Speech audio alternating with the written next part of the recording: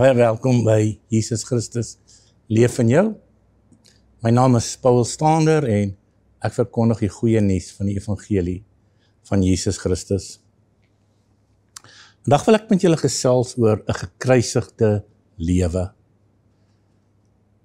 Ons weet almal van die kruisiging van Jesus. Ons weet hy was gekruisig. Ons weet hy het opgestaan. Maar nie almal van ons weet dat ons saam met hom gekruisig is nie. Ons is saam met hom opgewek. Ons het saam met hom opgestaan en ons sit nou saam met hom in hemelse plekke. En dis 'n waarheid wat vir baie van ons weggesteek word. Want baie van ons leef en tree op asof Jesus nie gesterf en nie opgestaan het nie. Die feit dat hy gesterf en opgestaan het, beteken dat hy sy missie, hoekom hy aarde toegekom het, vervul het. En 2 Korintiërs 5 leer ons dat God het hom wat geen sonde geken het nie, sonde vir ons gemaak, sodat ons kan word geregtigheid van God in hom. Nou, dit beteken dat jy 'n sondaar was, want jy het nie hom geken wat jou regverdig maak nie. Maar nadat Jesus jou gered het en jou regverdig gemaak het, die Bybel sê dit so mooi, Christus het vir ons gesterf toe ons nog sondaars was. En dan gaan dit aan om te sê, veel meer gaan ons nou in hierdie lewe heers deur hom wat ons regverdig gemaak het. Jy moet onthou dat die ego of jou ou mens 'n vesting is wat gebou is op die sand van jou verlede en die self in Christus is 'n rivier waaruit liefde, vrede en blydskap vloei, want dit is die ewige bron en dit is Christus in ons. Ons moet besef dat ons stryd nie teen ander mense of selfs teen onsself is nie. Die Bybel is stryd duidelik dat ons stryd teen prinsipaliteite, magte, kragte en heerskappye is. Maar een van die grootste probleme is ons stryd teen onsself. Ons stryd om te glo wat in die woord staan en om eerder te glo wat ons dink, wat ons voel, wat ons sien, wat ons hoor. Dit beteken dat vir baie mense is die sintuiglike of die natuurlike lewe 'n baie groter realiteit as Christus. Een van die skrifte wat jy moet leer en verstaan is Galasiërs 2 vers 20. Ek wil dit vir jou lees. Ek is saam met Christus gekruisig en dit is nie meer ek wat lewe nie, maar Christus leef in my.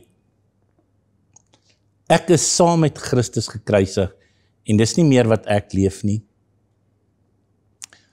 Jy moet besef dat daai ou mens, daai natuurlike self, wat sondig was, wat niks met God uit te waai wou gehad het nie, daai persoon is gekruisig saam met Christus.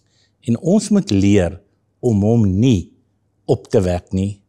Ons moet leer om te glo wie ons nou deur God se genade in Christus is en nie wie ons deur die val van Adam, die sondeval, nog steeds in Adam onder die wet leef nie.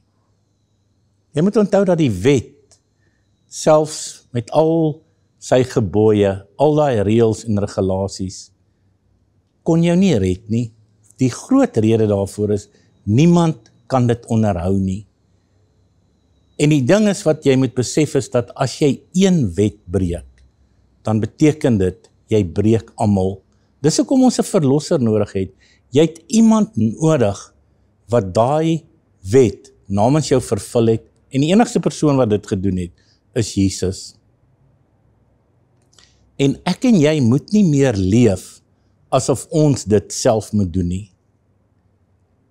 Jy moet nie meer leef om jouself te wil verbeter nie. Jy moet begin glo in hom wat jou beter gemaak het. Jy moet begin glo in dit wat God deur Jesus vir jou gedoen het. So belangrik, 'n kruisdood beteken, of 'n gekruisigde lewe, dat jy saam met Christus gesterf het. En dit beteken, Jesus het nie uit sy eie krag uit opgestaan nie. Die Gees van God het hom uit die dood uit opgewek. En dis wat ek en jy moet besef. Die feit dat ek Jesus aangeneem het, beteken dit nou nie dat ek nou absoluut niks gaan verkeerd doen nie, dat ek nou absoluut in een oomblik heilig gaan wees nie.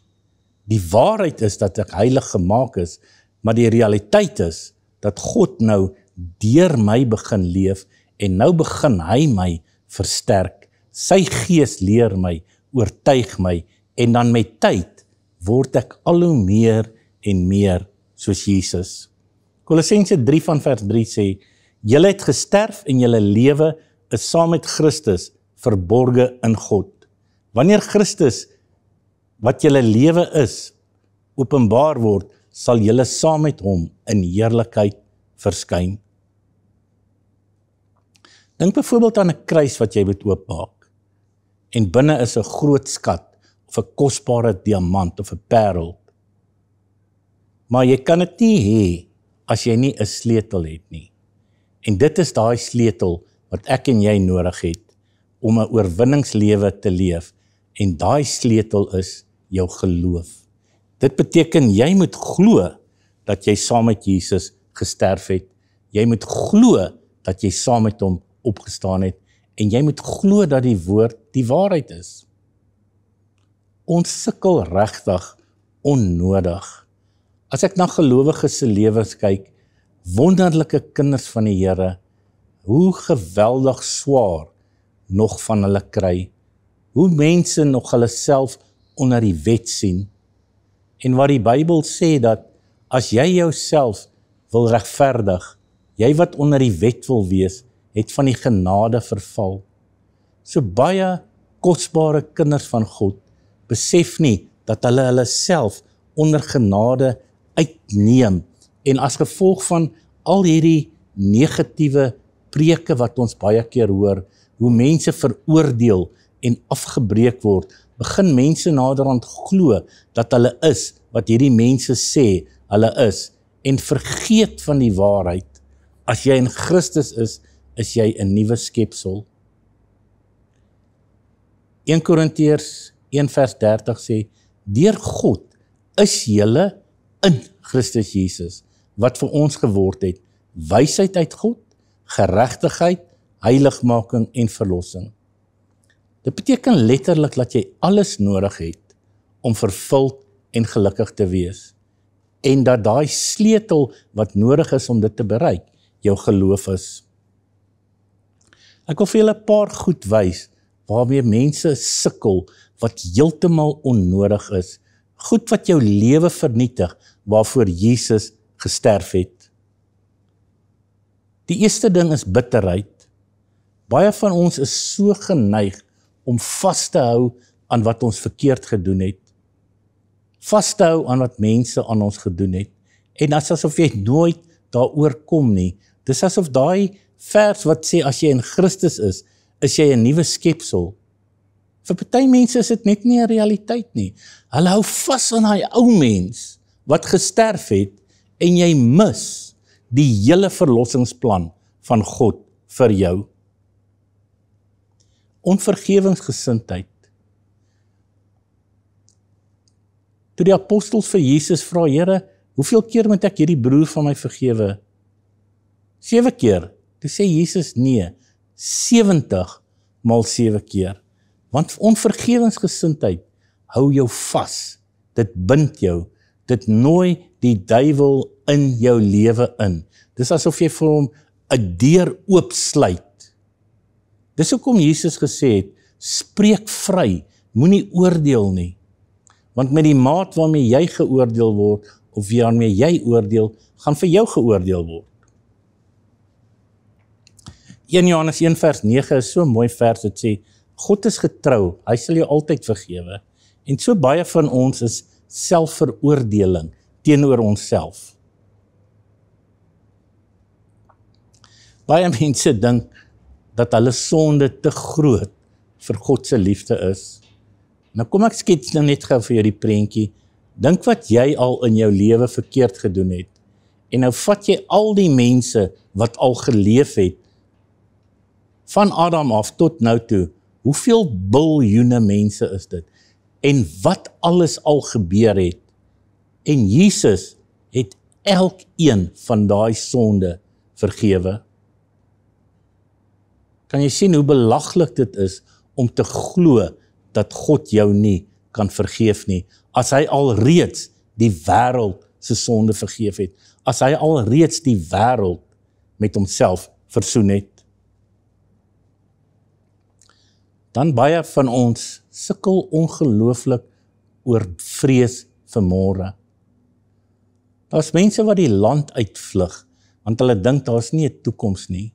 Daar's mense wat nie kan slaap nie, want hulle is bang vir môre. En die Bybel is so duidelik, werp jou bekommernisse op my, want ek sorg vir jou. Jy kan nie dat vrees jou realiteit wees nie, want om te vrees beteken dat jy glo in iets wat nie bestaan nie, wat nog nie daar is nie, asof dit is. En dit is presies die teenoorgestelde van wie jy in Christus is. Die geesmens, jou ware jy. Die Bybel sê dat God het ons nie 'n gees van vreesagtigheid gegee nie, maar van liefde, krag en selfbeheersing. So jy moet glo dat jy nie hoef bang te wees nie. Jy moet glo dat jy selfbeheersing het, sodat jy kan oorwin dit wat beheer oor jou wil neem. Dan hoogmoed. Party mense het nog steeds die probleem om te dink dat hulle beter as iemand anders is. En ongelukkig het dit baie keer nou in die kerk ingekruip. Party mense dink die persoon wat God soveel meer gebruik of meer gawes het, dat daai mense dink nou baie keer, maar nou is hy beter as die ander. So baie mense, as mens gaan kyk na sosiale media en as mens gaan kyk na televisie en wat in baie groot gemeentes aangaan. Mense volg mense baie keer en nie vir God nie. En wat ek van Jesus hou, die Bybel sê hy het geweet dat hy die seun van God is. Hy het dit nie roof geag om homself aan God gelyk te stel nie, maar hy het die vorm van 'n diensknegt aangeneem. En hy het hom verneder tot die dood toe, ja, die dood van die kruis. Hy het tot by die kruis elke mens belangriker as homself gesien. Hy het tot by die kruis, tot hy dood in gesig gestaar het Jesus besluit, jy is nie minder werd as ek nie. Het die Vader besluit, jy is nie minder werd as my seun Jesus nie. Nou as Jesus homself hom kon verneder en sagmoedig en nederig van hart is, dan het ek en jy nie 'n keuse nie. Ons moet dit doen. En ons hoef dit nie uit ons eie krag te doen nie. Die Bybel is duidelik. In 1 Johannes 4 vers 17 sê hy dat God wil hê dat ons moet besef dat ons soos Christus is. Want soos hy is ons in hierdie wêreld.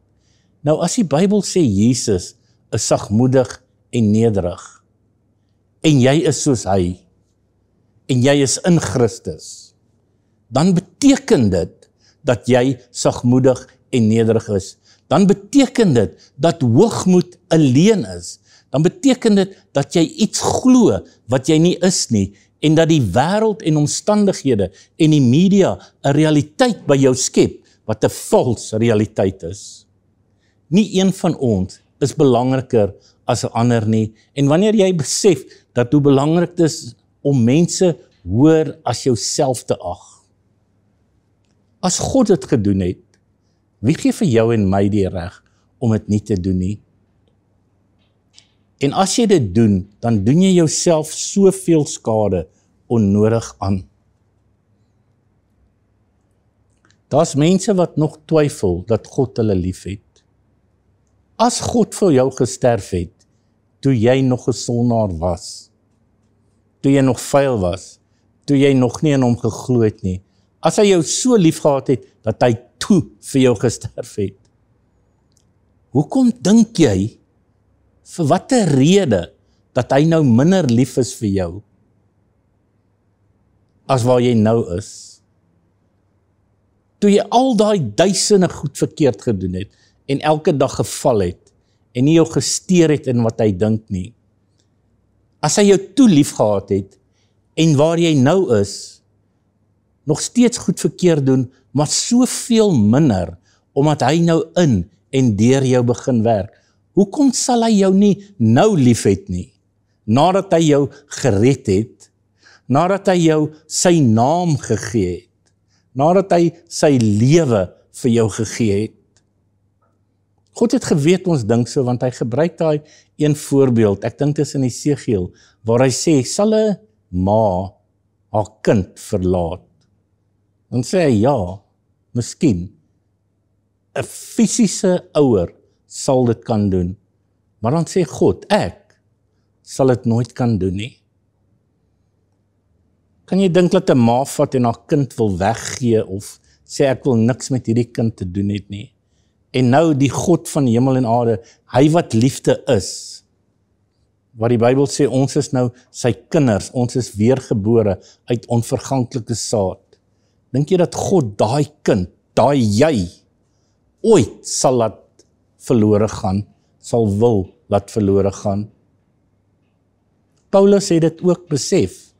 In Romeine 8 inspireer die Heilige Gees om te skryf, om te sê, dat hy is versekerd, dat geen dood, of lewe, of magte, of kragte, teenwoordige, of toekomende goeders, daar's fisies, letterlik niks, wat jou uit God se hand kan ruk nie. So moenie dit wat Jesus gedoen het, onderskat nie. Moenie die liefde van God onderskat nie. God se liefde is nie soos mense se liefde nie. Mense het voorwaardes. Ek het jou lief as. Ek sal jou vergewe as. God sê ek is dit. Ek is liefde. Ek is vergifnis. Dis my geaardheid. Dis my aard om jou lief te hê. Dan baie keer is die probleem wat soveel mense mee sukkel, is omdat hulle nie die woord ken nie, of dit ken, maar nie glo wat daar geskryf staan nie. As die Bybel in Romeine 8 sê dat God jou geroep, verordineer, geregverdig en verheerlik het. As dit sê dat jy uit genade gered is deur die geloof, en dit is nie uit jouself nie, dis 'n gawe van God. Hoe kan jy nou wil glo dat jy nie meer gered is oor jy dit of dat verkeerd gedoen het nie? Hoe kan 'n mens glo dat dit wat God gedoen het, God se liefde, God se genade, dat daai een of twee goed waarmee jy nog sukkel, groter is as God se liefde vir jou? Jy moet besef dat jy God se kind is. Ons moet besef dat ons in liefde wandel, dat ons uit duisternis uitgeroep is. God het jou daar uitgeruk en het jou oorgeplaas in die koninkryk van die seun van sy liefde. Dis soos die verlore seun. Toe hy terugkom, het hy gesê, pa, ek is nie eers goed genoeg om die kind genoem te word nie. Die pa het nie eens laat hy klaar praat nie. Hy het hom net daar gestop en gesê, hierdie kind van my was dood en hy het lewendig geword. So kom, kry net 'n vetgemaakte kalf, trek hom iets beter aan, beklee hom, laat hy nie hierdie vuil ou self kan sien nie, maar dat hy hierdie nuwe kleed kan sien, wat ek van hom gee, 'n kleed van geregtigheid. Dit is die God wat ek en jy dien. Nou, hoe maak ons hierdie Christus gesentreerde lewe 'n werklikheid? Galasiërs 2 vers 20 is vir my 'n oproep. Met ander woorde, ons moet 'n kopskuif maak. Ek is saam met Christus gekruisig. Ek leef nie meer nie, maar Christus leef nou in my. Dit beteken dat ek nie uit myself, uit my eie krag, nou hierdie goed wat teen my kom, te oorwin nie. Ek moet rus in die wete dat God dit oorwin het. Ek moet nou stil raak en hoor hoe God my inspireer, hoe die Heilige Gees my sê wat om te doen. Dan gee Romeine 12 daarvan vers 9 tot 21 vir ons 'n paar praktiese idees, 'n lys van hoe ons moet leef. Dan sê hy, laat jou liefde opreg wees. Verafskiet kwaad en hou vas aan die goeie. Wees hartlik en geduldig. Dien die Here met 'n vurige gees en wees eengesind en vergewe. So wat jy kan doen is, vra God om jou hart te wys, om vir jou te wys waar jy nog self probeer in jou eie dinge oorwin, en gee dit oor aan hom. Oefen vergifnis, nie deur jou eie krag nie, maar deur geloof. Begin net sê, ek spreek hierdie persoon vry. Vergewe die persoon, al voel jy dit nie. Geloof is nie gevoel nie, geloof is om te glo dat dit wat God sê, die waarheid is. Bid gereeld, lees God se woord, en omring jou met ander gelowiges. Met ander woorde, om 'n gekruisigde lewe te lei, is 'n radikale verandering. Dit is 'n oorgawe, totaal en al aan God, waar jy besef, ek kan nie uit myself, hierdie ou mens van my, hierdie sondige natuur, kan nie hierdie lewe wat Jesus van my verwag leef nie. Maar ek hoef nie, want hy leef dit nou deur my. So begin leef in daai verwagting om die krag van God in jou te begin beleef, dit te begin ervaar en minder op jouself saak te maak en te fokus op die een wat nou in en deur jou leef. So jy kan self besluit, wil jy aangaan om so swaar te kry, of wil jy net vandag sê, Here, ek gee myself oor, totaal en al, ek kan nie meer nie, ek het U nodig en vra U nou, alhoewel ek dalk U kind is, alhoewel ek U ken, nooi ek U om daai opstandingskrag van Jesus in my lewe te laat manifesteer. Leer my om afhanklik van U te wees. Vader, dankie dat ons die voorreg het om te besef dat ons saam met Jesus gekruisig is, saam opgestaan het en saam in hemelse plekke is. Help ons om hierdie realiteit te beleef en nie meer soos gefalle sondaars te leef nie. Dit bid ons in Jesus naam. Amen. Ek stuur elke oggend 'n boodskap op WhatsApp uit, so 5 of 6 minute, waar ek mense herinner wie hulle werklik in Christus is, en deel hierdie kort, kragtige boodskappe. So as jy dit wil ontvang, stuur net vir my jou nommer op WhatsApp, of die woord, jy kan sommer vir my net die woord sê teks of die woord audio, na 079-610-9175, dan stuur ek vir jou hierdie kort, kragtige boodskappe, en herinner jou wie jy werklik in Christus is, en herinner jou om as 'n oorwinnaar te leef.